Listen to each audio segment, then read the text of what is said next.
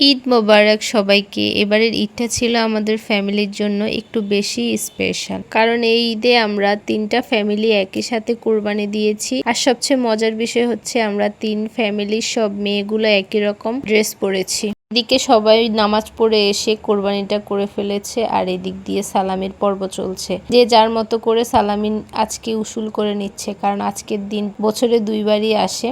তো যার যার মতো করে সে সালামি গ্রহণ করছে।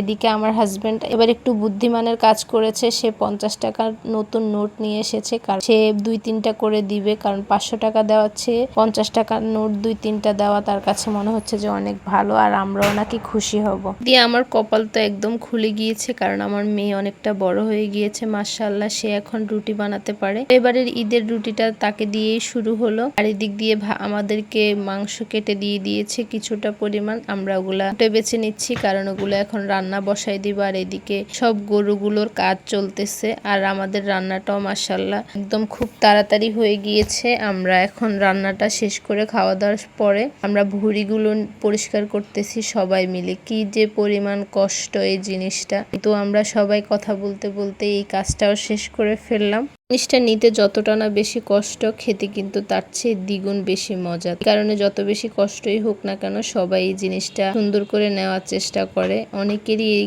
জিনিসটা খুবই পছন্দ, যেমন আমারও খুবই পছন্দ এই জিনিসটা। কষ্ট হলেও নিচ্ছি, কারণ খেতে যেহেতু মজা লাগে কষ্ট তো একটু করতেই হবে। আমাদের ভুঁড়ির কাজ শেষ করে আমরা সবাই একটু রেস্ট নিলাম, আর রাতের খাবারটা আবার আয়োজন করতেছি, যেহেতু আমরা সবাই মিলে একসাথে দিন খাচ্ছি 3টা ফ্যামিলি। রাতে আবার একটু গরুর মাংস রান্না করে নিলাম, আর সাথে বাচ্চারা বলল যে তাদের একটু খিচুড়ি খেতে মন চায় গরুর মাংস দিয়ে, তো তাদের জন্য একটু খিচুড়ির মতো করে নিলাম। দেখতে দেখতে কোরবানির ঈদটাও চলে গিয়েছে। সবাই ভালো থাকবেন, সুস্থ থাকবেন, দেখা হবে অন্য একটি ব্লগে। খাওয়া দাওয়া শেষে সবাই মিলে একটু আইসক্রিমও খেয়ে নিলাম। ভালো থাকবেন সবাই।